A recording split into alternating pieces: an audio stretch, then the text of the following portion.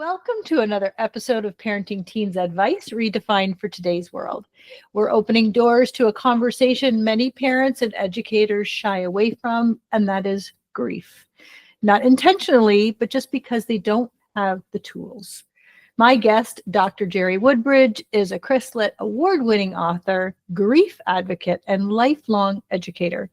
With over 40 years in the classroom and a powerful personal journey through loss, Dr. Jerry brings wisdom, compassion, and faith to help us understand how to support our teens when they're grieving a friend, a family member, and especially a parent. Jerry writes to help grieving children and their caregivers rediscover hope and healing. She is the author of Joy Overcame Sorrow, a faith-based children's book told from a 10-year-old's point of view. Joy's Journal, a companion guided journal for kids aged 9 to 12, and Trading My Sorrows for the Joy of the Lord, a heartfelt exploration of widowhood through a spiritual lens. If you've ever wondered what to say and how to show up or where to begin, this episode is for you. Welcome to the podcast, Jerry, where we are raw, real, and honest, and we nail the topics that people need, not just want, but need to hear. So welcome to the show. I'm so glad to have you. Thank you, Cheryl. I appreciate the opportunity to share with your audience. So, you know what? Let's just start here with, can you tell a little bit about your story and how you got to where you are and why you're on this mission? Yes, it's been it's been over 20-year kind of mission of learning how to take loss, take those experiences, learn from them, figure out a way that the Lord wants to redeem them and package them in a way that I can share my message. What I feel especially blessed with right now, after having written the books, is these opportunities to speak with a lot of different types of audiences. To say, I really had to stop and think, how can I focus this particular podcast toward parents who may be grieving at the same time that they're trying to support their teen that is grieving. So I just continue to see that there's so much more that we can do, we can talk about, we can share with each other and support each other. Such an important topic. And again, when we're in the throes of these things, especially when it's an unexpected throw of these things, I feel like we are in this bubble of, I can't get out, nobody can get in, and I don't know how to help the people around me. And that's why we're focusing, I've done a show on how parents manage the loss of their child, or manage, I don't even know if that's a good word. Navigate. Thank you. Navigate the loss of their child and how to help other parents do it. But as we were talking, it's, I can't even imagine the grief of losing a spouse, a partner, a best friend, and then having children along the ride and figuring out how to navigate that journey. So if we could start with the hardest place, how do we support our teens in grieving the loss of a parent when we ourselves are grieving the loss? And what does it look like to hold space for both? I think identity is one of those important pieces, because when I lost my husband, I chose to marry him. I chose to have children. These were all my choices. Mm-hmm. But when he suddenly passed away, I had no choice. Right. I suddenly became widow. I suddenly became single mom. So it affects our identity. And it took me a while, because I explored scriptures and said, okay, God, I need to know who I am now in your eyes, because, now I'm left without my husband. So what are we going to do here? Yeah. And I think that happens also with our teens. I mean, think about it. Teenagers are already trying to figure out what their identity is. Yeah. So, they've been parented and they're the child, and now they're trying to figure out who they are. But at the same time, so grief can disrupt it, and it can trigger a lot more grief burst, emotional dysregulation, they're trying to figure out, where's my safe place now? Because even if they've only lost one parent or, one person that's true in their life, they begin to worry about, am I going to lose the other one? Yeah. And I know in my situation, my son was 12 and he was having panic attacks that I didn't know about. Oh my gosh. So in his mind, in his 12-year-old mind, he was like, I think I'm going to die like my dad. Mm. And that was unbeknownst to me. Here I am, I'm trying to grieve, trying to keep things going. And, I was not aware of that until he was about 17, where he could verbalize it. Wow. So these are things that, we need to bring up the awareness. Yeah. Because when we are in grief, we feel life is out of control. Mm-hmm. So some people actually have panic attacks, those physiological responses, but just being aware that our students do, or that may be a time where they act out, or, and we know that teenagers, they've got a lot of hormones going on, sorry, I'm not making fun of them, really, I'm not. No, But actual. it explains it. When you've got all these hormones and chemicals going on in your brain and you're changing like you are as a teenager, it's kind of like a chemical brain brainwash effect. And these are all things that come into play. I mean, grief is triggered by maybe it was a good memory and grief was triggered. Maybe it was, oh, this is a never will moment. Like I tell in my story, Joy Overcame Sorrow, where her dad and Joy, they were planning to go to the father-daughter dance together. Mm. So now she's got, she has a never will moment. Yeah. So she has to figure out, okay, how am I going to adjust this idea? Because I had this beautiful, wonderful fantasy of what we were going to do, and now we can't do it anymore. Yeah. So am I going to use that moment and maybe invite my grandfather to be my partner? Yeah. Still acknowledging that, her dad was a big part of wanting to do that. So lots of interesting things can occur. Yeah. It's funny. It just brings to mind my first grandparent. When I lost my first grandparent in like 1987, she died very suddenly in her sleep. And I mean, we were close. She was my grandma. But it's as soon as you said panic attacks, I went into probably too much. And I was 20 something, married. Mm-hmm. Every time I closed my eyes, I was afraid I was going to die. And I didn't know what it was. I didn't know what it was for so long. I didn't connect the two.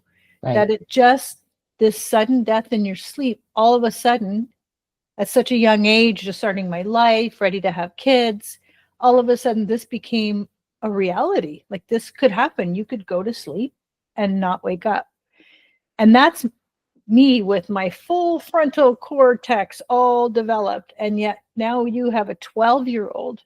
Yes. Who's going through this, and our teens are not fully developed till they're 25. So when you think they should be processing this information differently, they shouldn't be. So you're right. There's hormones, but then there's also that whole frontal cortex that is not developed. They're still taking all that time.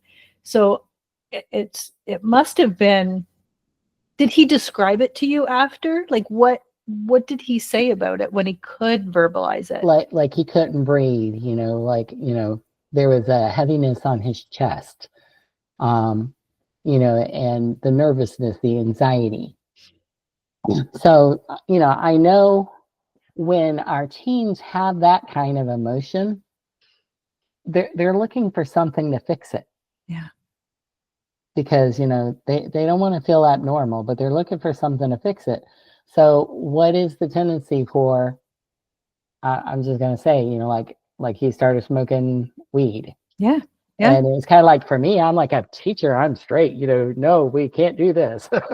Yeah. But did not understand the link of the anxiety and the panic attack that he was experiencing.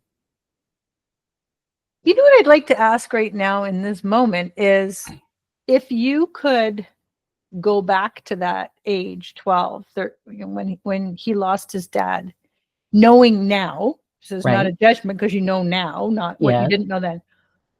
What questions would you have asked him, or what would you have done differently now that you know that he was experiencing that at 12 but couldn't verbalize it?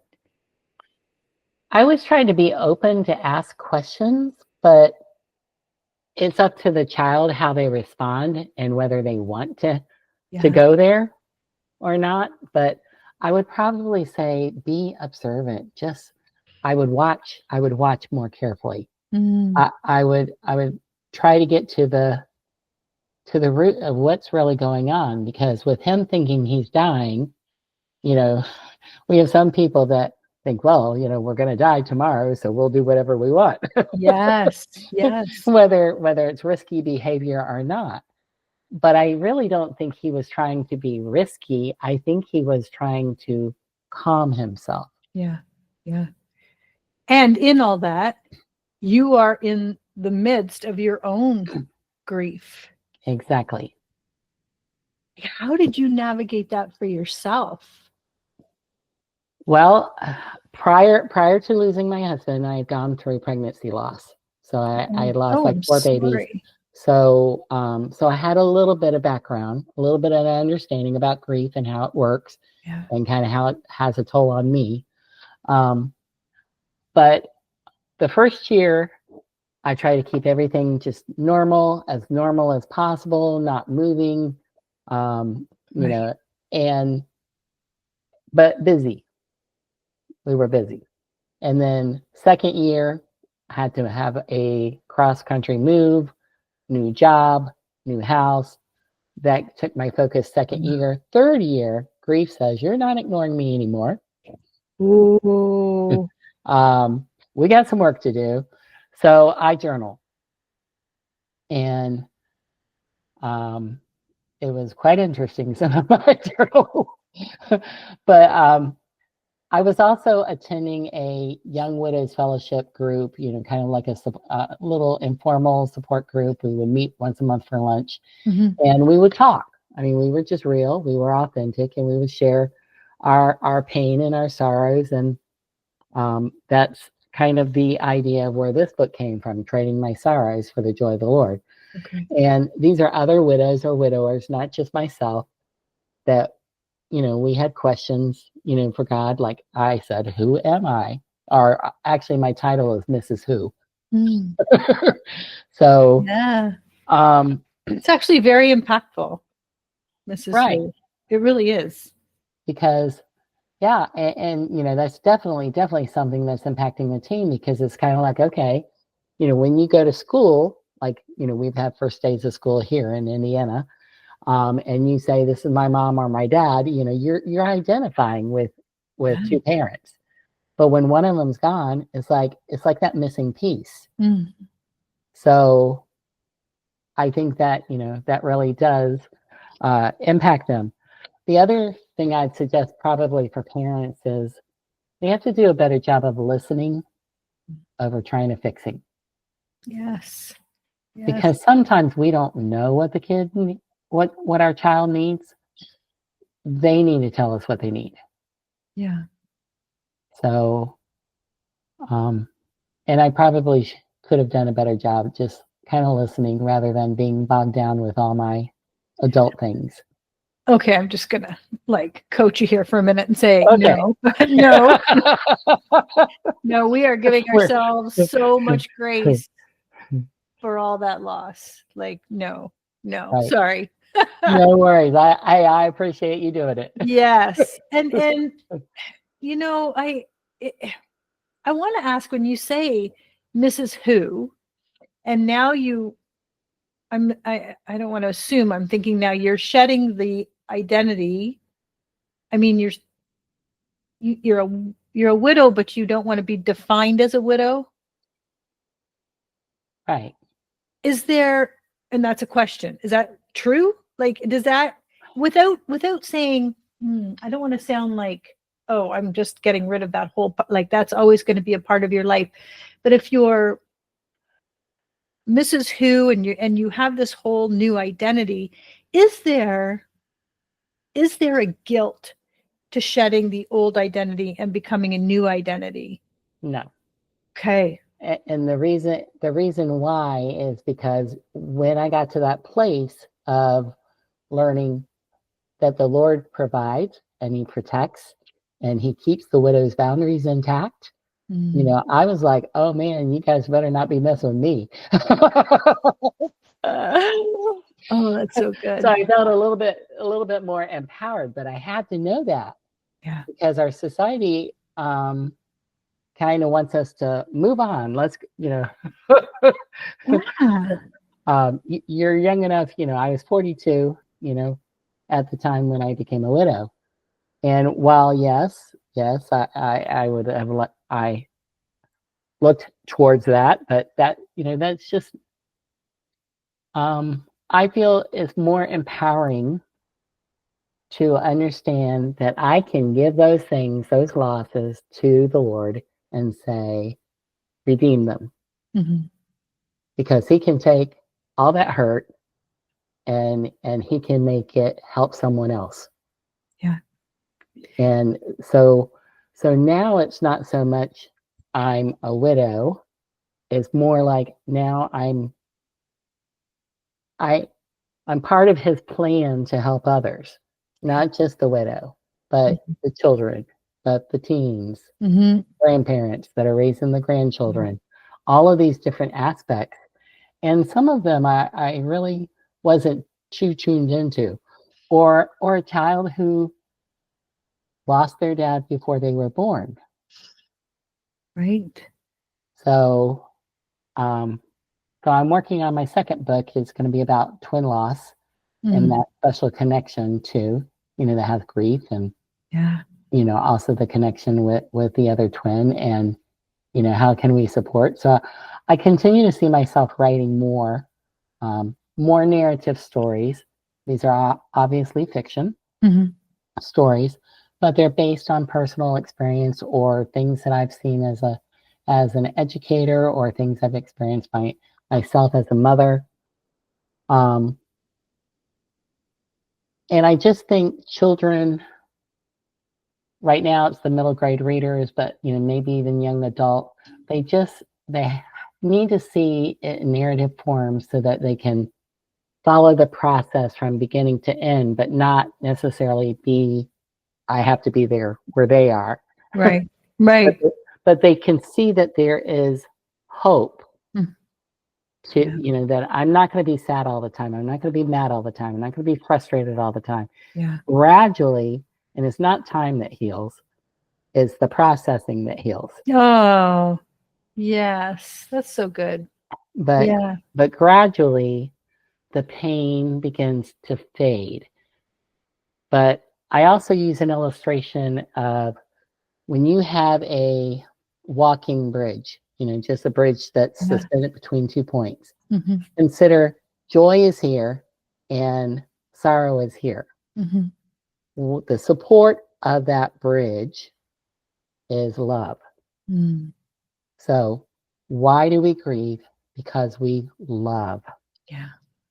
Why are we joyful when somebody has something to celebrate? Because of our love. So just understanding that why we're feeling the pain that we're feeling is because of love. And I don't think love goes to waste at all. You know, I think, you know, at the end of the book, Joy talks about, I'm not done grieving for my dad.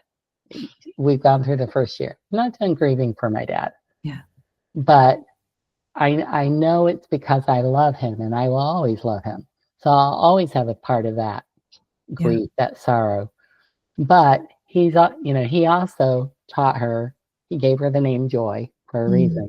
He wants her to live a life of joy so that she can overcome sorrow. And this is where I think the conversation has to become part of our community, you know, whether it's school, church, um, so that we can help our children navigate through grief, not pretend that they're just resilient, Yes. Yeah. but give them the skills that they need and give them the support that they need so that they do not become adults with unresolved grief. Yeah. Yeah. And I'm going to go to the next question, but when you said that, it's all about love. And I lost my dad 2.5 years ago. And yeah, time hasn't healed that at all. But so I agree with you. And in my deepest, hardest times, that is the one thing that lifts me up. It's like, I'm only feeling like this because I loved him so deeply. And what a gift. Right. So I totally agree with you there. So I'm going to just skip over to the next. No problem. Tell us, what are some of the signs that a teen, or even a preteen is grieving, even when they aren't talking about it openly? Like, how might it show up in different ways that we might totally misinterpret? I think withdrawal can be normal for a teen with or without grief, but withdrawal would definitely be one. Okay. Just, I would say, lack of communication, being able to connect with them. Sometimes we may not be the best person to always connect. Yeah. But I think we should be on the lookout for someone who could. Yeah. There's always a favorite aunt. There's always a favorite uncle. There's got to be, I agree with you, some caring adult. And I think, and I certainly try to empathize that when you are in the throes of it as well, when you're deep in your grief, how can you be that support system? Like, I feel like you would need resources like someone else to be that caring support system for your kid, and maybe for you on a separate basis as well. Right. And because everybody in the family may be grieving differently. Yeah. Sometimes if we act real stoic, like, everything, we're just trying to keep everything normal, blah, blah, blah, and nothing has really changed or been impacted except that the person's not there. That sends a red flag, which causes some issues with children or teenagers. But at the same time, being real and authentic, I don't think you can go wrong with that. Yeah. Like, I'm having a bad day. Can we just order takeout? Yeah. Well, doesn't that give them permission too? If they see this stoic parent, the stoic surviving parent, and they're really feeling like falling apart, but now they don't want to make you cry. Right. So they're hanging on to it.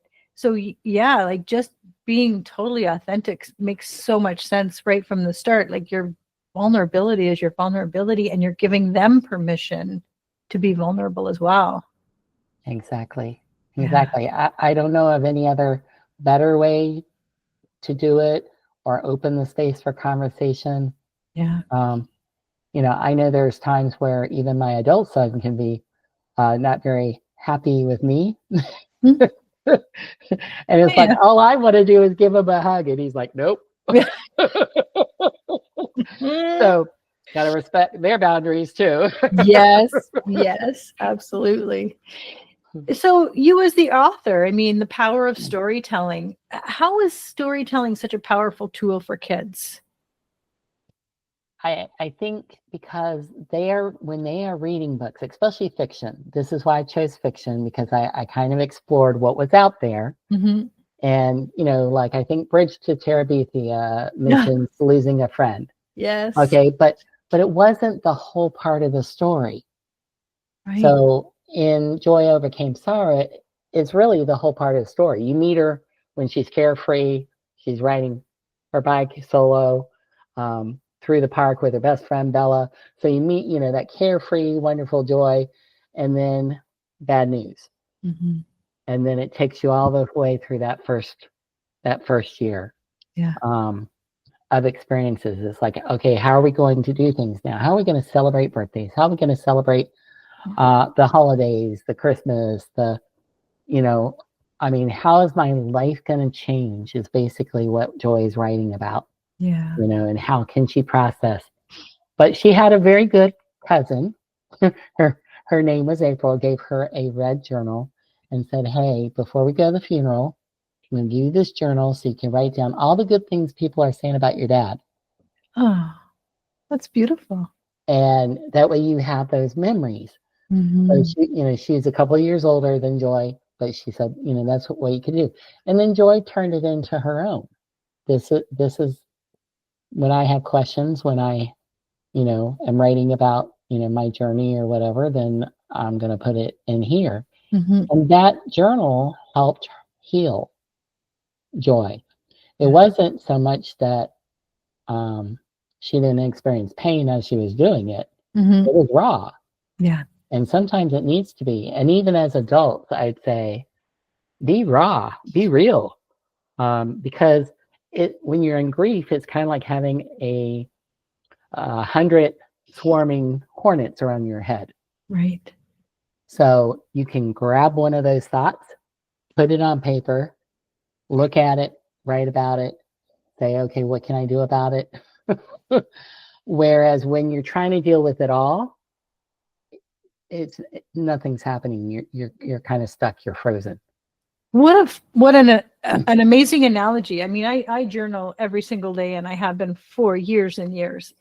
And sometimes I don't even know if it's doing anything, but I know I do it anyway.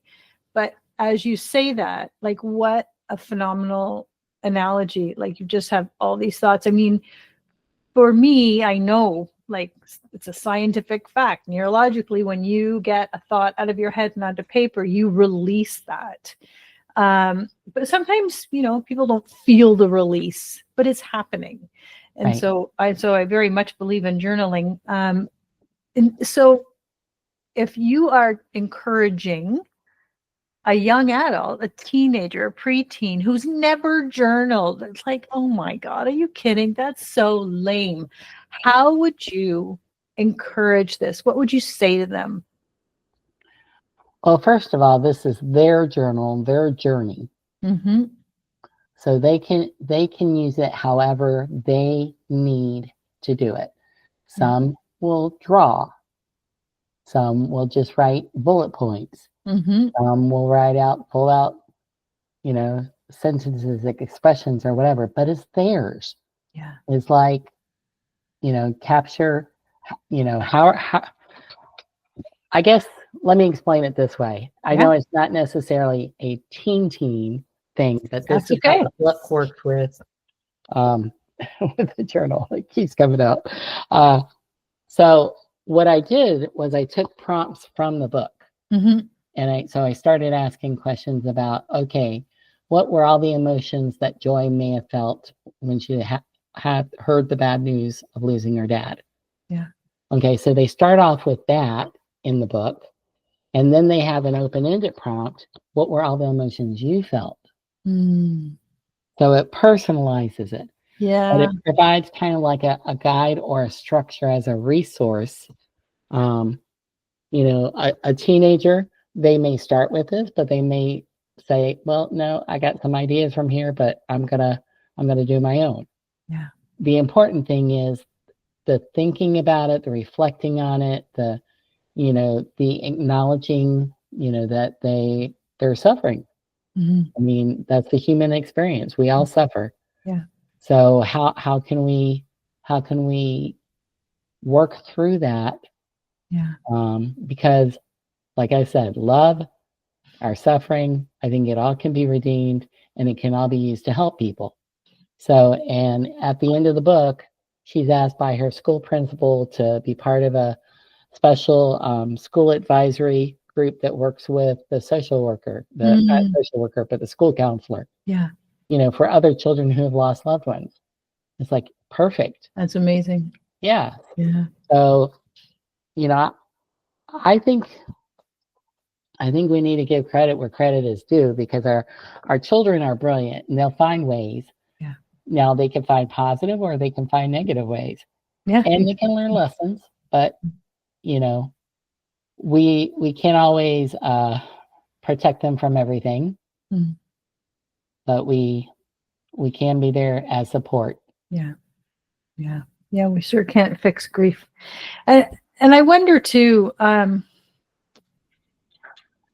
about spirit. Not everybody resonates with God or Lord, but I do strongly feel that there is a higher power, whether it's universe, God, Lord. To me, it doesn't matter what you call. Right. But how do we tap into that faith, that spirituality in the throes of it? Like when you just have nothing left. How do we tap into the spirituality, like the whole, I just have to give this to you because I can't handle it anymore. Like, No worries. can you speak to that? Because I feel like even if you don't believe in anything and your life is just like chugging along and things are like pretty copacetic, no major loss, and then all of a sudden something explodes in your life. Where would you turn? Well, exactly. I think just based on my faith, first of all, God is a creator. Mm-hmm. So therefore, the creative part of me, he definitely feeds that aspect. Mm-hmm. But because I know he created me, I know he loves me, I know he cares for me, I know he has a place for me. I know there's hope that I'll see my loved one. I have no doubt, absolutely no doubt, that I will see my loved ones again in heaven, including the babies that I lost ahead of time. Mm-hmm. I have no doubt. Mm-hmm. So with that gives me hope. And with giving me hope, then that is where I can see God redeeming all of it. Mm-hmm. Yeah. But I understand kind of where you're coming from. So where are people going to get their hope from? Yeah. Sometimes they have very close community and family, Mm-hmm. that are part of that process. I know my son has stepped in to kind of help one of his best friends' child, just to have a piece of her dad because they were friends, that kind of thing. Yeah. So I think that's what we have to be able to do is, first of all, be authentic, be real, talk about our feelings. I mean, work through them, support each other, and then let's find hope. Yeah. I mean, why should anyone sit in a room by themselves and not have comfort? Yeah.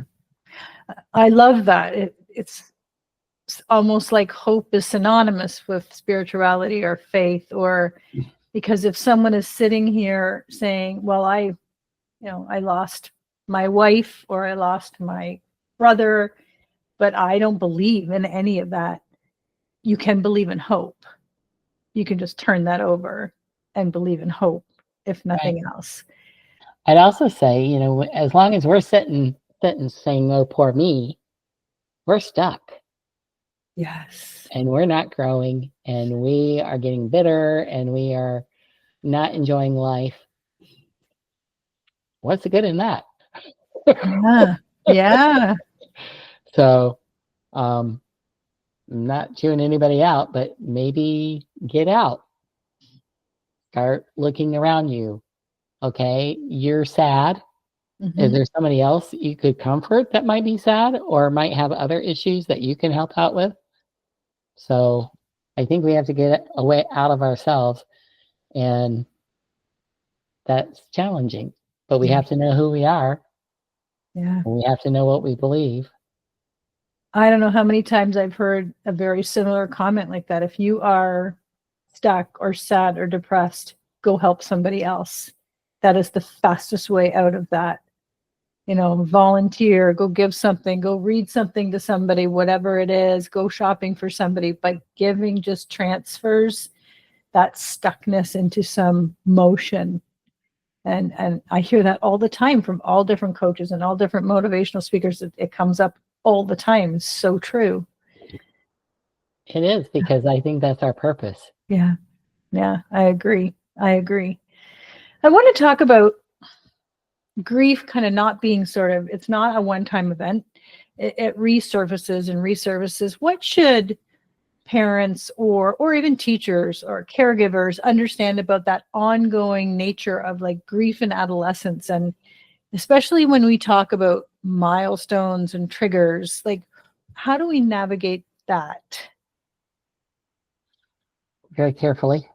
Good answer. I mean, I've seen so many illustrations here recently.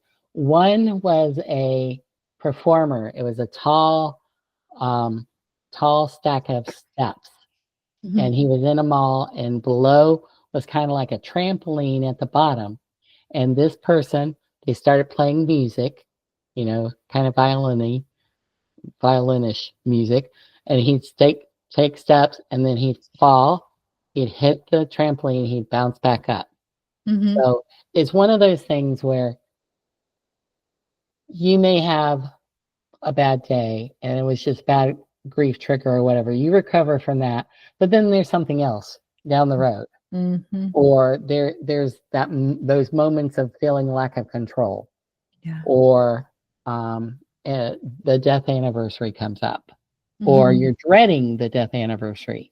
Yeah. It's 3 weeks away, but it's impacting you now more than it will probably that day. Yeah, true. Because you're anticipating it. Mm-hmm. So these are all things that you just have to kind of realize. I was in the middle of a ballroom dance lesson, had a substitute teacher, and we were learning the salsa, and and Arnold was my dance teacher. Well, he was my sub teacher, and he was showing me something, and I was just having a terrible time. I could not get it, did not understand what was going on, because the music usually helps, the patterns usually help, the socialness usually helps me. But because I got so frustrated with that pattern, that represented life is out of control again. And I broke down on the dance floor. Yeah. So no rhyme or reason, didn't know it was coming. Yeah. It just happened. It just hit. Wow. So being aware that these things will happen, can happen. You won't know what they will look like because they're unplanned, they're unexpected. Yeah. And talking to our kids about this, like here's something to be aware of. Right. So it doesn't surprise the crap out of them when it happens. I think that would be a great part of that process for sure. So if we're talking now, you're an educator, I'm an educator. How can educators be equipped to support our kids who have had loss in the classroom? And like, what would you love to see more schools do in that sense? Well, I know it sounds like I should say, let's do more social emotional learning in the classroom. But actually, I think our teachers are really tapped out. Our teachers need our resources. And that's why I think they need resources like books to say, oh, I've got a kid in my class who's lost a loved one.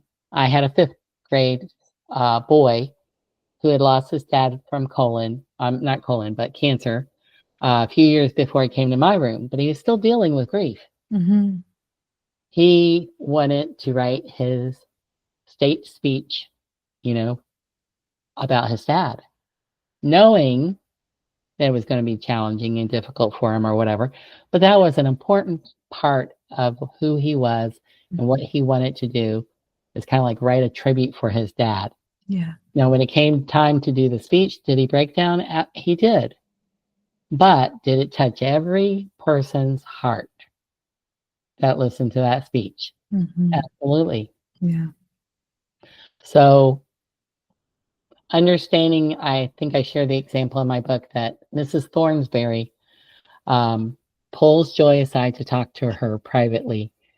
And Joy thinks it's all about her math grades.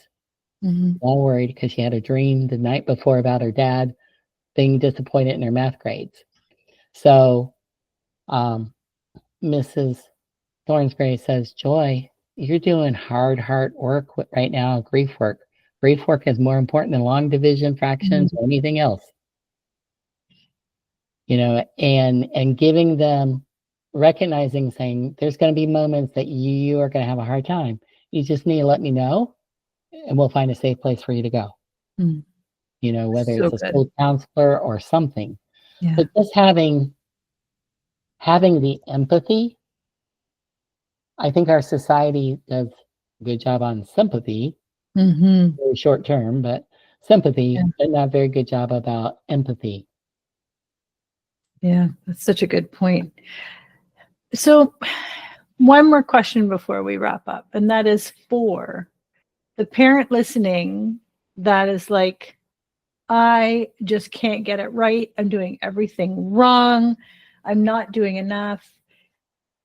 What can we say to them? What can you say to them in this journey? I'd say, first of all, give yourself grace. You are showing up.